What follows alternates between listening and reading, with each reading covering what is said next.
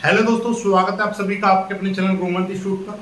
आज का ये वीडियो 12th क्लास फिजिक्स का रहेगा और फिजिक्स में हमारा किरचॉफ के नियम चलने वाले हैं आज। इससे पहले हमने वैद्युत विद्युत वाहक बल, टर्मिनल विभवांतर और आंतरिक प्रतिरोध में संबंध ये बताया था। विद्युत सेल आपको पढ़ाया था, उसका एक डेरिवेशन भी आपको कराया था और उससे रिलेटेड काफ़ी क्वेश्चंस आते हैं, वो इम्पोर्टेंट होते हैं, उनको देख लीजिएगा। जब मैं न्यूमेरिकल्स कराऊंगा तब आपको सारी कुछ समझ में आ जाएगा। अभी फिलहाल देखिएगा किरचॉफ के नियम। ये वैज्ञानिक किरचॉफ थे जिन्होंने 1842 में दो नियम दिए थे, जिनकी सहायता से हम जटिल से जटिल परिपथ के खंडों के अंदर हम वैद्युत धारा का वितरण को ज्ञात कर सकते हैं। जैसे कि मान लीजिए बहुत सारे परिपथ है, ये इस तरीके से परिपथ है, ये ऐसे इसमें बहुत सारे खंड बने हुए हैं एक इस तरीके से, ठीक है। अब इसमें धारा का वितरण यानी कि धारा यहाँ से आ रही है कि ये जा रही है इस तरीके से, ये है या ये है, जो भी है आप कैसे भी समझ लीजिएगा। तो इन ऐसे परिपथों में हम धारा का मान ज्ञात कर सकते हैं। किसकी सहायता से? किरचॉफ के नियम की सहायता से। जब धारा ज्ञात हो जाती है तो वहीं पर हम विभवांतर भी ज्ञात कर सकते हैं, विद्युत वाहक बल भी ज्ञात कर सकते हैं, प्रतिरोध भी ज्ञात कर सकते हैं, आंतरिक प्रतिरोध भी ज्ञात कर सकते हैं। किसकी सहायता से? लेकिन मोस्टली ये नियम बनाया किस लिए गया था कि जटिल से जटिल सर्किट जो होते हैं उनके खंडों के अंदर, जैसे कि एक पूरा सर्किट बना दिया, अब इसके अंदर एक खंड ये है, एक खंड यानी कि एक बंद पास के अंदर धारा का मान हम किस तरीके से ज्ञात कर सकते हैं। चलिएगा, तो इन्होंने दो नियम दिए थे इससे संबंधित। पहला नियम धारा का नियम। क्या? किरचॉफ का प्रथम नियम, ऐसे लिखिएगा,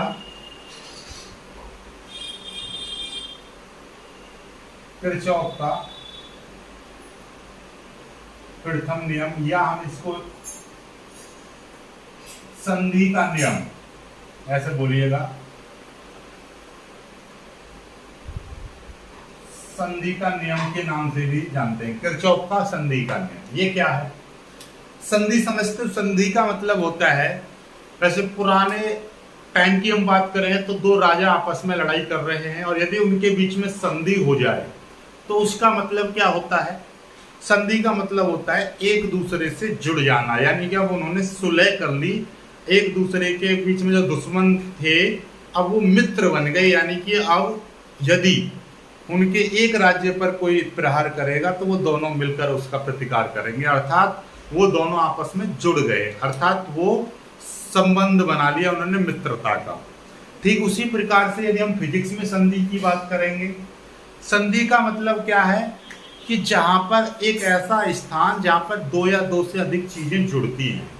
जैसे ऐसा समझ लीजिएगा, स्टेशनों में भी इसको इंग्लिश में जंक्शन बोलते हैं। जंक्शन जैसे आपने सुना होगा, दिल्ली जंक्शन, अलीगढ़ जंक्शन, ठीक है, इस तरीके से बहुत सारे जंक्शन होते हैं, खुर्जा जंक्शन, बहुत सारे। तो जंक्शन का मतलब ये है कि वहां पर आपकी जो ट्रेन है दो या दो से अधिक स्थानों के लिए जाती है। जैसे कि नॉर्मल स्टेशन होते हैं तो वहां से आपको एक ही तरफ मिलेगी, लेकिन जैसे कि आपका खुर्जा जंक्शन है तो वहां से ये दिल्ली वाला रूट है, अलीगढ़ से दिल्ली वाला, और एक यहीं से मेरठ वाला रूट भी कट गया है मेरठ के लिए। ऐसे ही दिल्ली अलीगढ़ वाला है तो अलीगढ़ के लिए, मथुरा के लिए अलग की साइड में कुछ निकल जाता है, आगरा साइड में अलग, दिल्ली साइड में अलग।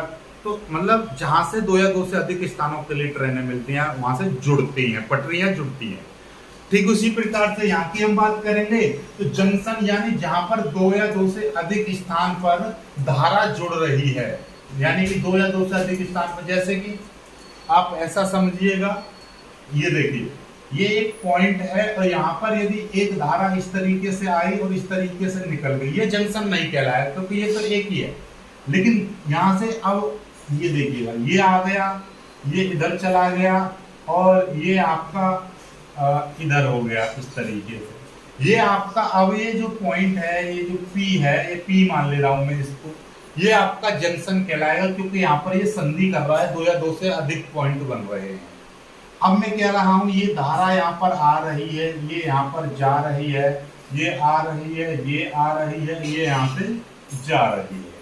अब इनका मैं नाम भी दे रहा हूं, ये I1 है, ये आपका I2 है, ये आपका I3 है, ये आपका I4 है, ये आपका I5 है।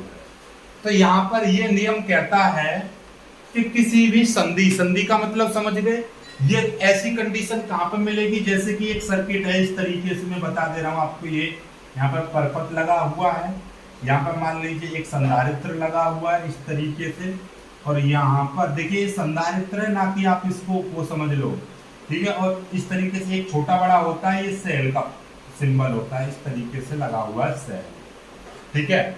और यहीं से आपके आगे एक यहाँ पर एक दूसरा प्रतिरोध यहाँ पे लगा हुआ है इस तरीके से। अब देखिएगा ये वाला पॉइंट, देखिए ये संधि का पॉइंट है या नहीं, बिल्कुल हैगा। क्यों हैगा?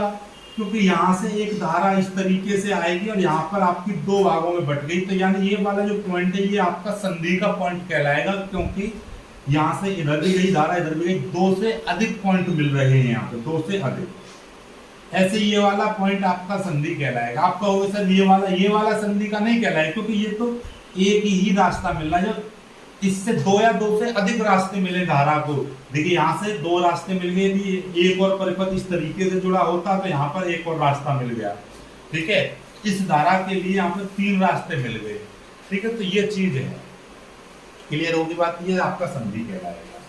अब हम बात कर रहे हैं कि किसी भी संधि पर, ये नियम कहता है किसी भी संधि पर मिलने वाली समस्त धाराओं का बीजगणितीय योग। तो यहाँ पे लिख दे रहा हूं ताकि आपको समझ में आ जाए कि किसी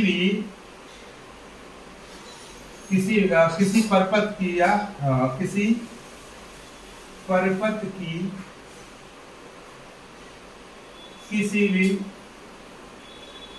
संधि पर मिलने वाली समस्त, यानी कि सभी भी बोल सकते हो, समस्त धाराओं का बीजगणितीय योग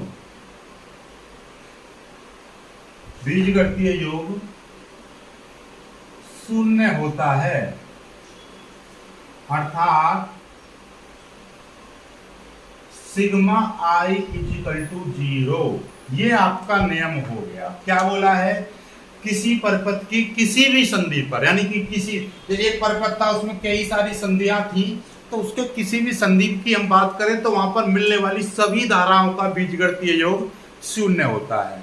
जैसे कि माना कि ये P एक संधि है जिस पर ये धाराएं आ रही हैं, ठीक है। माना यहाँ पे लिख दे रहा हूं मैं, माना P एक संधि है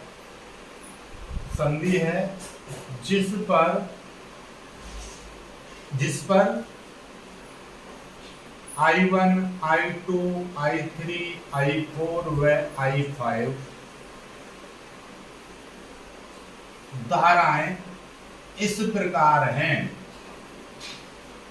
किस प्रकार है भाई? इस तरीके से। इसमें क्या है ये देखिएगा, I3 आ रही संधि की ओर आ रही है, I1 संधि की ओर आ रही है, I4 संधि की ओर आ रही है, लेकिन ये संधि से I2 संधि से दूर जा रही है, ये दूर जा रही है, देखिएगा ये दूर जा रही है, ये संधि की ओर आ रही है, ये वाली संधि से दूर जा रही है। तो इसका मतलब क्या है? मतलब ये इसके लिए भी नियम लगाते समय, यह नियम जब लगाते हैं तो इसमें चिन्ह परिपाटी का बहुत विशेष तौर पर ध्यान दिया जाता है, इसलिए इसको लिख लेंगे। इसमें देखिए नोट करके, इस नियम में कहीं पर भी आप डाल दीजिएगा नोट करके, तो इस यहाँ पे आप देखिएगा, यहीं पर लिख दीजिए, इस चित्र से पहले लिख लीजिएगा या नोट करके, इसमें चिन्ह परिपाटी के अनुसार, ये चिन्ह परिपाटी क्या है? Sign indication. साइन इंडिकेशन यानी कि साइन का निरूपण किस तरीके से किया जाता है उसके अनुसार, चिन्ह परिपाटी के अनुसार संधि की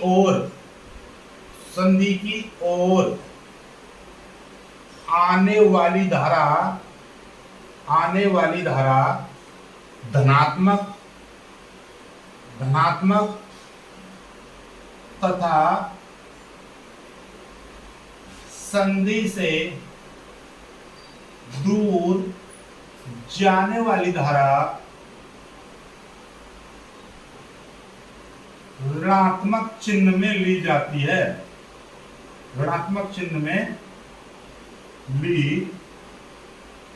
ली जाती है। संधि की ओर आने वाली धारा धनात्मक चिन्ह में, संधि से दूर जाने वाली धारा ऋणात्मक चिन्ह में ली जाती है। अतः संधि P पर किरचॉफ का नियम लगाने पर, किरचॉफ का प्रथम नियम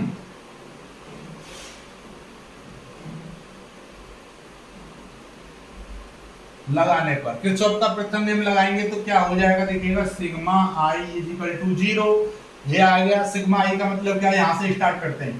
पहली धारा संधि की ओर आ रही है तो धनात्मक I1, दूसरी धारा संधि से दूर जा रही है ऋणात्मक I2, फिर तीसरी धारा संधि की ओर आ रही है धनात्मक I3, ये भी संधि की ओर आ रही है I4 धनात्मक, ये संधि से दूर जा रही है माइनस का I5 इक्वल टू 0। ठीक है, अब माइनस वाले ने उधर ले जाएंगे तो ये क्या हो जाएगा, I1 plus I3 plus I4 equal to I2 plus I5। इसका मतलब देखिएगा, यहां से समझिए एक नियम और बन गया। इसी नियम को एक दूसरी भाषा में भी हम कह सकते हैं कि जितनी धारा इधर आ रही है संधि की ओर आ रही है, देखिएगा ये वाली संधि की ओर आ रही है, ये वाली संधि की ओर आ रही है, ये वाली, और ये संधि से दूर जा रही है। तो जितनी धारा संधि की ओर आएगी उतना ही संधि से दूर जाएगी। वैसे भी मैं आपको एक चीज नॉर्मली समझाऊं कि ये एक पॉइंट है, यहाँ पर आपकी 10 एम्पियर की धारा आ रही है, 10 एम्पियर की, और एक तार में यहाँ से दो रास्ते मिल रहे हैं, एक तार में 2 एम्पियर की धारा निकल गई तो इधर की वो कितनी निकलेगी, यहाँ से निकलेगी आपकी 8 एम्पियर। ये तो आप प्रैक्टिकली जानते हो नहीं जानते, बिल्कुल जानते होंगे। तो ये 10 एम्पियर की धारा इधर आई और 2 एम्पियर के इधर निकल गई, ये निकल गई। तो यहाँ पर भी तो संधि का नियम लग रहा है। कैसे, इसको मैं I1 कह दूं, इसको मैं I2 कह दूं, इसको I3 कह दूं, तो इसका मतलब क्या है, ये हो जाएगा, देखिएगा ध्यान से कि ये वाली जो धारा है धनात्मक ली जाएगी, धनात्मक I1, ये दूर जा रही है संधि से तो माइनस I2, और ये भी दूर जा रही है माइनस I3 इक्वल टू 0। नहीं तो देख लो, ये वाला 10 माइनस का 2 माइनस का 8 करेंगे बराबर 0, तो 10 में से 10 गए तो 0 आ जाएगा। या आप ऐसा समझ लीजिएगा I1 बराबर I2 प्लस I3। तो ये 10 एम्पियर की धारा इधर आ रही है, तो ये भी 10 एम्पियर की बैठेगी दूर जाने वाली। क्यों, क्योंकि यही धारा तो इधर बटी हुई है। तो उसी तरीके से ये तीनों धारा आ रही हैं, 2 धारा चली जाएंगी, तो ये मान, तो संधि की ओर आने वाली धारा तथा संधि से दूर जाने वाली धाराओं का योग 0 होता है।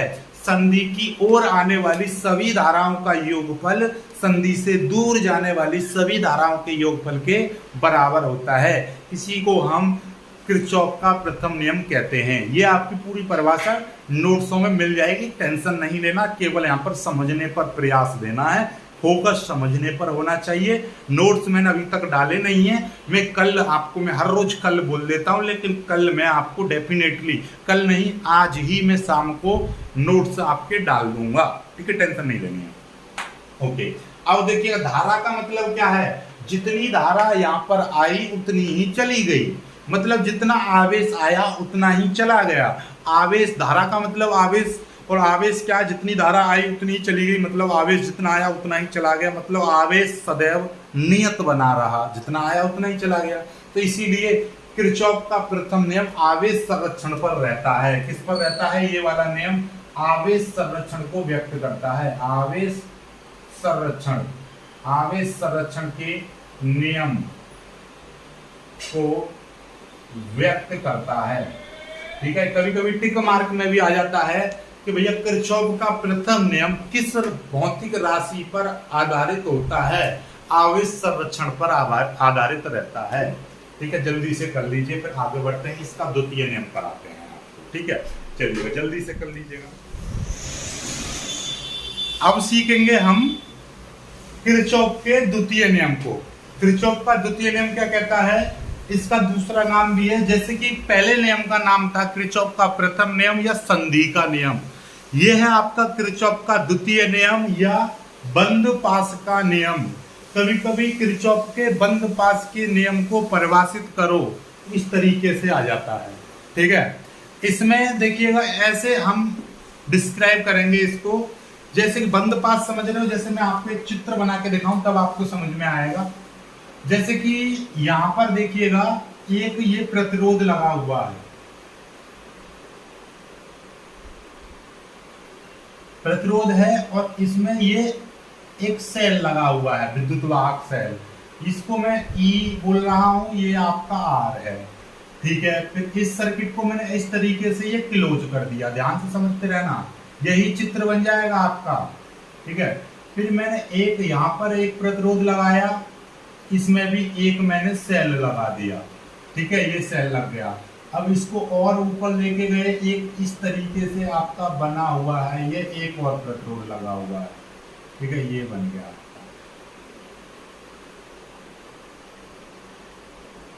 ठीक है, ये अब ये मैंने E1 मान लिया, ये आपका E2, ये R1, ये R2, ये हो गया आपका R3।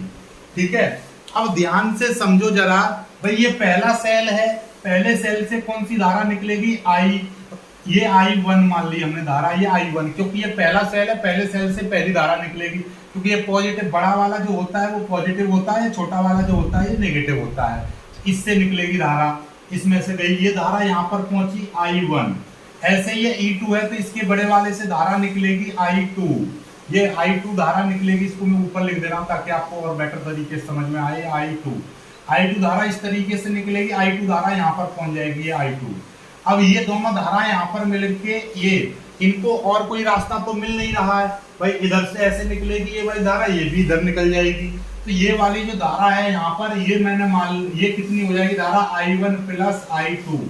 ये क्यों हो जाएगी? क्योंकि ये दोनों ही धाराएं इधर जुड़ जाएंगी। ठीक है, ये धारा इस तरीके से जाएगी, फिर से ये धारा यहाँ पर आ जाएगी, I1 प्लस I2 धारा यहाँ पर आ जाएगी, और ऐसे ही ये I2 वाली धारा इसमें प्रवेश कर जाएगी और I1 वाली धारा इधर आ जाएगी, ऐसे करके घूम के इस तरीके से चली जाएगी। ठीक है, चलिएगा, अब इनका मैं कुछ नाम दे दे रहा हूँ, जैसे कि ये वाला पॉइंट मैंने यहाँ से स्टार्ट करता हूँ, इस वाले पॉइंट से A, ये दे दिया मैंने B, ये वाला मैंने C दे दिया, ये वाला D, ये E, और ये हो जाएगा F। इस तरीके से कहीं से भी जहां से आप नाम देंगे वहां से नाम दे सकते हो। तो अब देखिएगा इसमें बंद पास कौन कौन से हैं? एक बंद पास ये दिखाई दे रहा है A B E F, एक बंद पास दिखाई दे रहा है B C D E, B C D E, एक ये बंद पास है, एक ये वाला बंद पास है, इसको बोलते क्लोज सर्किट टाइप का दिखाई दे रहा है ऐसे करके। ठीक है, तो इसमें दो बंद पास दिखाई दे रहे हैं, एक ये है एक और एक ये है दो, इस तरीके से। ठीक है, इतना समझ में आ गई। अब ये नियम क्या कहता है कि किसी भी बंद पास में बहने वाली धारा और उसके संगत का मतलब क्या है? उसके साथ वाला प्रतिरोध। ठीक है, किसी भी बंद पास में बहने वाली धारा तथा उसके संगत प्रतिरोध के गुणनफल, देखिए ऐसे समझिएगा, किसी परिपथ में बहने वाली धारा तथा उसके संगत प्रतिरोध के गुणनफल का बीजगणितीय योग उस पास में लगने वाले विद्युत वाहक बल के बीजगणितीय योग के बराबर होता है। ये जो सिंबल है ये है आपका बीजगणितीय योग। क्या है? बीजगणितीय योग बोलेंगे। ठीक है, और ये गुणा लग रहा है तो ये क्या है? गुणनफल। ये क्या है? गुणनफल हो जाएगा। ये जो सिंबल है ये है आपका बराबर का। ठीक है, और ये आपका क्या है? बीजगणितीय योग। अब देखिए परिभाषा कैसे बनेगी आपकी? बीजगणितीय योग। ठीक है, अब देखिएगा, किसी भी बंद पास में बहने वाली धारा, किसी भी बंद पास में बहने वाली, ये क्या है आपकी? ये है आपकी धारा, और ये क्या है? प्रतिरोध। और ये कौन सा प्रतिरोध बोलेंगे? संगत का मतलब ये साथ वाला, इसके साथ वाला प्रतिरोध। जैसे कि भाई प्रतिरोध तो ये भी है, लेकिन ये धारा इसमें बह रही है तो ये वाला प्रतिरोध। ठीक है, चलिए अब परिभाषा देखो, चुटकियों में याद हो जाएगी इसी चीज से। किसी भी बंद पास में बहने वाली धारा तथा उसके संगत प्रतिरोध के गुणनफल के बीजगणितीय योग को योग उस बंद पास में लगने वाले विद्युत वाहक बल, उस पास में लगने वाले विद्युत वाहक बलों बोल दीजिए, विद्युत वाहक, उस पास में लगने वाले विद्युत वाहक बलों के बीजगणितीय योग के बराबर होता है। ये नियम हो गया याद। कैसे, एक बार फिर से समझ लो। किसी भी बंद पास में बहने वाली धारा उसके संगत प्रतिरोध के गुणनफल का बीजगणितीय योग उस बंद पास में लगने वाले विद्युत वाहक बलों के बीजगणितीय योग के बराबर होता है। इसी को हम किरचॉफ का द्वितीय नियम कहते हैं। अब इसमें भी चिन्ह परिपाटी है भाई, इसमें भी चिन्ह परिपाटी है, ठीक है, इसलिए इसको यहाँ पर इस तरीके से लिख लीजिएगा। यहाँ पे अर्थात करके लिख सकते हो, अर्थात sigma I R is equal to sigma E, ये हो जाएगा, ठीक है, चलिएगा। अब यहाँ पर देखिएगा आप, यहाँ पे चिन्ह परिपाटी इसकी क्या है, चिन्ह परिपाटी इसी के नीचे लिखना, चिन्ह परिपाटी। चिन्ह परिपाटी क्या कहती है, इसकी साइन हम किस तरीके, साइन इंडिकेशन या साइन सिग्निफिकेशन क्या कहता है कि धारा तथा धारा की दिशा में आई आर को धनात्मक तथा धारा की विपरीत दिशा में, धारा की विपरीत दिशा में आई आर को ऋणात्मक चिन्ह में लेते हैं। इसका मतलब आई आर का मतलब क्या है, धारा तथा प्रतिरोध के गुणनफल को, धारा की दिशा में चलने पर धारा तथा संगत प्रतिरोध के गुणनफल को धनात्मक, धारा तथा संगत प्रतिरोध के गुणनफल को धनात्मक चिन्ह में लेते हैं तथा धारा की विपरीत दिशा में चलने पर ऋणात्मक चिन्ह में लेते हैं। अभी समझ में आ जाएगा, अभी मैं आपको लगा के दिखाऊंगा ये किरचॉफ का नियम इस तरीके से। देखिए ध्यान से समझिए, चीजों को सीख लो। ये वाला चित्र आपको बना लेना है। अब में देखिएगा, ऐसे समझिएगा कि बंद पास यहां से पहले इस वाले में लगा रहा हूं, बंद पास A B E F A में, इसको KVL किरचॉफ वोल्टेज लॉ, इसको किरचॉफ वोल्टेज लॉ भी बोलते हैं, किरचॉफ वोल्टेज लॉ KVL, ठीक है, किरचॉफ वोल्टेज लॉ भी बोलते हैं इसको, ठीक है। तो यह आप लिख दीजिएगा, मैं किरचॉफ का प्रथम नियम, किरचॉफ का प्रथम नियम लगाने पर तो क्या था, प्रथम नियम था सिग्मा आई आर, प्रथम नहीं द्वितीय, द्वितीय नियम लगा रहे हैं ना, किरचॉफ का द्वितीय नियम,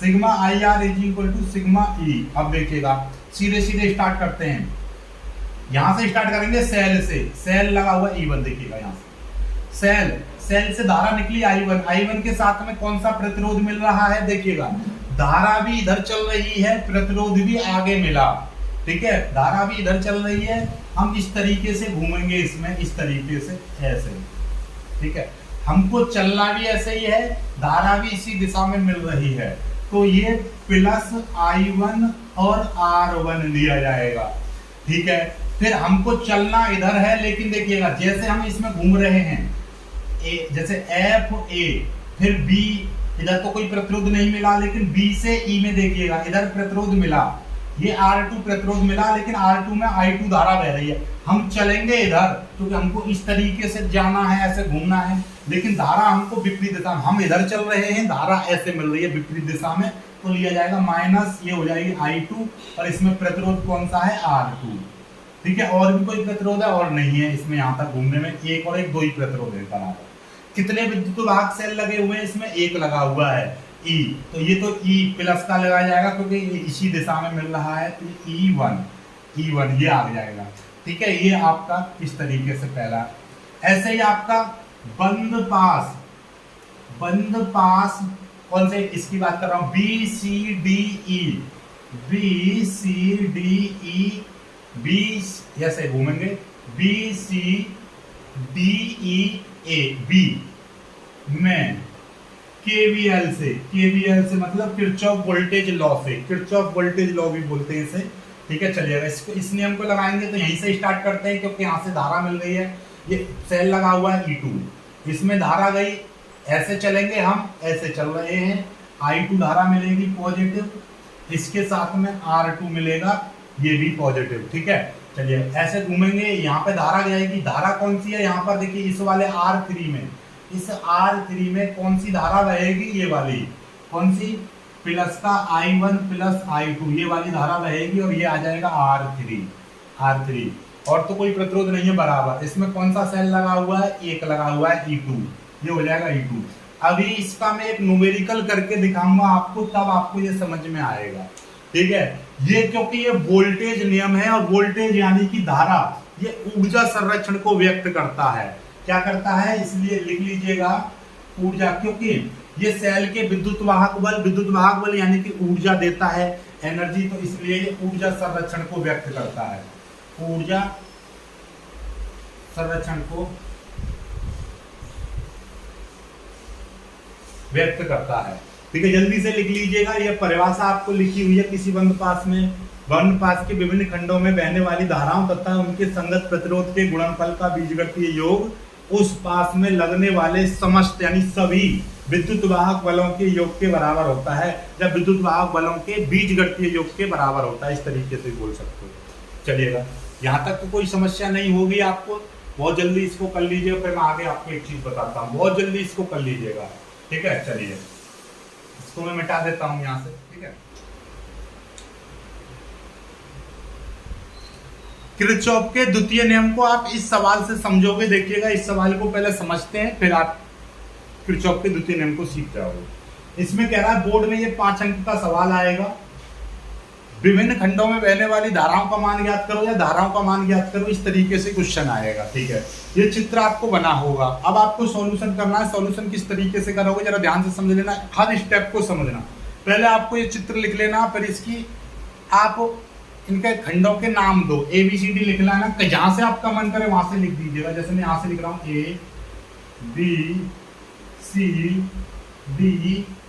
ABCDEF, इस तरीके से, ठीक है। अब इसमें धारा का फ्लो करना है, पहले पे आपको नाम करने थे, दूसरे पे धारा का फ्लो।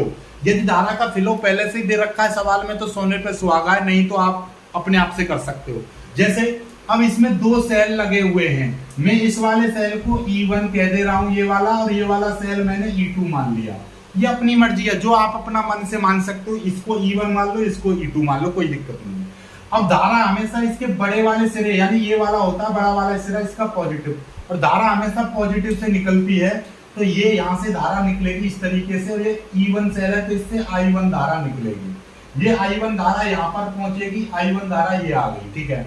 और ये वाला E2 है तो इससे धारा निकलेगी I2, ये I2 धारा इधर आ गई, इससे प्रतिरोध में फ्लो होती हुई I2 धारा यहाँ पर आ जाएगी। अब इन दोनों धाराओं को एक रास्ता मिल रहा है, ये वाला, केवल ये वाला, तो ये वाला धारा आप I3 कह सकते हो, तो I3 बराबर क्या हो जाएगा, आप पता है I2 प्लस I1 ऐसे हो जाएगा। तो मैं यहाँ पे डायरेक्टली ये दोनों धारा यहाँ पर जुड़ जाएंगी तो I1 प्लस I2 हो जाएगा, क्योंकि इन दोनों धाराओं को ऐसे समझो ये पानी है, 2 लीटर पानी इधर से आ रहा है और 1 लीटर पानी इधर से आ रहा है, दोनों के लिए एक रास्ता मिलेगा, तो इस वाले रास्ते में कितना पानी हो जाएगा, ये ऐसे फ्लो हो रहा है, ये ऐसे फ्लो हो रहा है, आगे रास्ता है तो इसमें 3 लीटर पानी मिलेगा इस वाले रास्ते में, तो I1 प्लस I2 ये दोनों जोड़ दीजिए, यहाँ पर ये पहुंचेंगे, ये हो जाएगा I1 प्लस I2 हो जाएगा, फिर ये धारा ये यहीं पर पहुंचेगा, I1 प्लस I2 यहाँ पर पहुंचेगा, और ये I2 वाला अपने रास्ते में आ जाएगा, I2 वाला, और I1 वाला अपने रास्ते में चला जाएगा यहाँ पर। कोई दिक्कत, धारा फ्लो करने में कोई समस्या तो नहीं हुई। और इसको आप पहला बंद पास बोलिएगा, इस तरीके से ऐसे गए, इस तरीके से, और ऐसे ऐसे ऐसे घूम गए, ऐसे ही इसमें यहाँ से धारा गई इस तरीके से, और ये इस तरीके से, इसमें इस तरीके से घूमेंगे, ये आपका दूसरा बंद पास हो गया। ठीक है। अब बंद पास में लगाएंगे हम किरचॉफ का नियम, तो लिखेंगे बंद पास, पहले वाला ले लो, ए एफ ई और फिर बी ए में के वी एल से, किरचॉफ वोल्टेज लॉ से। चलिएगा करते हैं, यहीं से स्टार्ट करेंगे, धारा यहां से गई इस तरीके से यहाँ पे।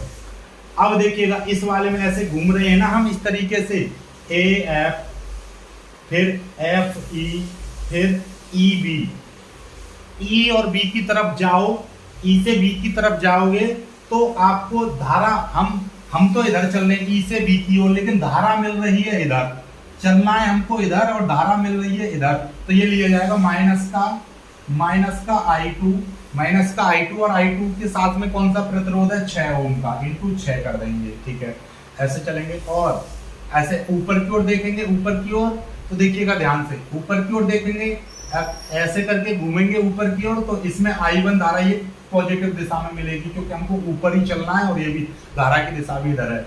और इसके साथ में कौन सा प्रतिरोध है, इसके साथ में ये I1 के साथ में ये 4 प्रतिरोध है। ठीक है, और तो कहीं पर प्रतिरोध नहीं लगा हुआ, 2 ही लगे हुए, दोनों आ गए बराबर। यहां से लिया था हमने तो ये वाला 14, इसमें विद्युत वाहक सेल कितना है, ये 14 था। ठीक है, ऐसे आगे चलेंगे। अब देखिएगा यहाँ पर हम ऐसे इसकी दिशा में चल रहे थे, लेकिन यहाँ से विपरीत दिशा में मिलेगा, ये विपरीत दिशा, क्योंकि धारा इसकी विपरीत दिशा में मिल रही है, तो ये वाला ये जो है ये आपका माइनस का लिया जाएगा 10 वोल्ट, ये 14 वोल्ट प्लस का, क्योंकि हमने यहीं से स्टार्ट किया था, लेकिन ई से बी की ओर जा रहे हैं, लेकिन ये सेल हमको इधर की ओर धारा देता हुआ मिल रहा है, तो ये माइनस का लिया जाएगा। ठीक है, इसको थोड़ा सा सॉल्व करेंगे तो माइनस का 6 I2 लिख देंगे और इसको प्लस का 4 I1 बराबर 14 में से 10 जाएंगे 4, ये समीकरण 1 मान लो। ठीक है, अब के दूसरा बंद पास, अब बंद पास अब के लेंगे ये वाला B E D C B में KVL से, इस वाले बंद पास में B E D C B में B E D C B में किरचॉफ का नियम लगाने पर KVL से। ठीक है, चलते हैं, देखिएगा ध्यान से, यहीं से स्टार्ट करते हैं, बी से ई की तरफ। हम बी से ई की तरफ जा रहे हैं, हमको यहाँ से सेल एक मिला, विद्युत वाहक सेल E2, इससे I2 धारा निकली, तो इधर ही धारा जा रही है, हम भी इधर जा रहे हैं, तो लगेगा पॉजिटिव साइन। और I2 के साथ में कौन सा प्रतिरोध है, 6 ओम का प्रतिरोध है, 6। इतना समझ में आया। यहाँ के बाद में हम चलेंगे ई से डी की ओर, ई से डी की ओर हमको धारा मिल रही है I1 प्लस I2, लेकिन प्रतिरोध नहीं है, तो इससे कोई मतलब नहीं। अब डी से सी की ओर चले और हमको धारा भी डी से सी की ओर ही मिल रही है, I1 प्लस I2, तो ये वाला लिया जाएगा पॉजिटिव साइन में I1 प्लस I2। ऐसा क्यों, क्योंकि हम डी से सी की ओर चल रहे हैं और डी से सी की ओर ही धारा मिल रही है। इधर कौन सा प्रतिरोध लगा हुआ है, इसमें लगा हुआ है 2 ओम का, और कोई प्रतिरोध है ही नहीं, बस 2 ही प्रतिरोध थे। फिर बराबर इसमें यहाँ से स्टार्ट हुए, इसमें ये वाला मिला विद्युत वाहक सेल E 10 ओम का, 10 वोल्ट का, इधर ही मिला, धारा दे रहा है, तो ये 10 का प्लस में लिया जाएगा। बस ये समीकरण 2। ठीक है, समीकरण 2 इसको नहीं, इसको थोड़ा सॉल्व करेंगे, इसको सॉल्व करेंगे 6I2 plus 2I1 plus 2I2 equal 10, ये आ जाएगा। अब देखिएगा 6I2 और 2I2 कितना हो जाएंगे, 8I2 plus 2I1 equal to 10, ये समीकरण 2। अब समीकरण 2 और समीकरण 1 को आपको हल करना है और I1 और I2 के मान निकालना। बायोलॉजी वाले विशेष तौर पर ध्यान देंगे, देखिएगा हल कैसे करते हैं। पहले ये देखिएगा, I2 का गुणांक यहाँ पर 8 है और I2 का गुणांक यहाँ पर 6 है, तो इसको बराबर करने के लिए हमको 6 की मल्टीप्लाई समीकरण 2 में और 8 की मल्टीप्लाई समीकरण 1 में करनी पड़ेगी, तभी देखिएगा 6 48 और 8 48 ऐसे बराबर हो सकता है। तो ये तो दोनों में मल्टीप्लाई करनी पड़ेगी। क्या कुछ और इजी तरीका है? फिर इसका देखो, I1 का गुणांक यहाँ पर 2 है, यहाँ पर I1 का गुणांक 4 है, ये आसान है। क्यों? क्योंकि बस इसमें 4 लेकर आना, यहाँ पर 4 है तो इसमें 4 करने के लिए 2 की मल्टीप्लाई कर देंगे तो ये 4 हो जाएगा। यानी कि किसी भी वेरिएबल का कोफिशिएंट बराबर करना होता है, या तो I2 का कर लो या I1 का। I1 का करना आसान रहेगा, तो इसीलिए हम करेंगे समीकरण दो में दो से गुणा करके समीकरण एक को घटाने पर, इसको घटा देंगे, फिर भाई 4 से 4 कट जाएगा ना, इसलिए पहले इसमें मल्टीप्लाई करो, दो की मल्टीप्लाई इसमें करेंगे, 2 अट्ठे 16 I2 प्लस 2 दूनी 4 I1, 2 ढाई के 20। अब ये वाली चीज जो का त्यों लिख देंगे, कितना है, माइनस का 6 I2 प्लस का 4 I1 इक्वल 4। इस तरीके से अब इसको घटाएंगे, तो घटाने पर क्या होगा, चिन्ह बदल जाएंगे, ये माइनस का है तो ये हो जाएगा प्लस का, ये प्लस का है तो ये माइनस का, ये प्लस का है तो ये माइनस का। अब देखिएगा कुछ कट रहा है, 16 और 6 ये हो जाएंगे 22 I2, क्योंकि ये प्लस का हो गया ना, ये माइनस का है, 4 प्लस का ये माइनस का, तो ये कट जाएगा, और 20 में से 4 जाएंगे तो बचेंगे 16। ठीक है, I2 बराबर कितना आ जाएगा, 16/22 आ जाएगा। इससे ये कट जाएगा, 2 से 2 अट्ठे 16 और 11 दूनी 22, तो I2 की जो वैल्यू है 8/11 इतने एम्पियर आ जाएगी। AMP आंसर नहीं है, एम्पियर, AMP का मतलब एम्पियर। अब I2 का मान या तो इसमें रख दो या इसमें रख दो, किसी में भी रख दो, समीकरण 1 से कर दे रहे हैं। I2 का मान समीकरण 2 में, समीकरण 1 ले लो, समीकरण 1 में रखने पर समीकरण 1 है 6 माइनस का 6 इंटू I2, और I2 की जगह पर मैं कितना रखूंगा, I2 की जगह पर रखूंगा 8/11, 8/11। ठीक है, और बाकी का plus 4 I1 equal 4, 8 × 48, 48/11 plus 4 I1 बराबर 4। ये माइनस का इधर जाके प्लस का हो जाएगा, 4 I1 बराबर 4 प्लस 48/11। 11 हमने एलसीएम ले लिया, तो 11 चौके 44 प्लस ये हो जाएगा 48, 4 I1 इक्वल 48, और ये कितने हो जाएगा, 8 4 12 का 2, 4 और 4 8 और 1 9, 92/11। 4 से 92 कट जाएगा, 4 दूनी 8 और 4 तिया 12, तो I1 इक्वल टू आ जाएगा 23/11। ये I1 आ जाए कितने एम्पियर। इस वाली भुजा में बह रही थी I1 धारा, इस वाली भुजा में बह रही थी I2, दोनों के मान निकल आए। एक ये वाली भुजा और रह गई है, इस वाले प्रतिरोध में I1 और I2 धारा बह रही हैं, तो I1 प्लस I2 की भी वैल्यू निकाल लेंगे, तो I1 की वैल्यू है 23/11 प्लस ये है 8/11। 11 एलसीएम ले लेंगे तो 23 प्लस 8 तो कितना हो जाएगा, 31/11 इतने एम्पियर। तीनों धाराएं निकले आई, नहीं निकले आई, इसमें इतनी I2 धारा, इसमें ये I1 प्लस I2 ये आई। तो इस तरीके से हम ये धाराएं निकालें। समझ में आई बात, नहीं आई? सारी चीजें बहुत बेहद ही आसान होती हैं, बस एक सीक्वेंस तरीके से चलना है, एक सिस्टमिक तरीके से। स्क्रीनशॉट ले लीजिएगा, बहुत ही बेहतरीन सवाल था, इंपोर्टेंट सवाल था। 5 नंबर में ये वाला सवाल आता है। आगे आप व्हीटस्टोन सेतु कराऊंगा, व्हीटस्टोन सेतु से रिलेटेड सवाल कराऊंगा, फिर आपका चलेगा विभव मापी, फिर पोस्ट ऑफिस बॉक्स, फिर ये चैप्टर पूरा हो जाएगा खत्म। वीडियो को लाइक करना, शेयर करना और चैनल को सब्सक्राइब जरूर कर लीजिएगा। मिलेंगे एक खुशहाल वीडियो में, तब तक के लिए बाय बाय, जय हिंद।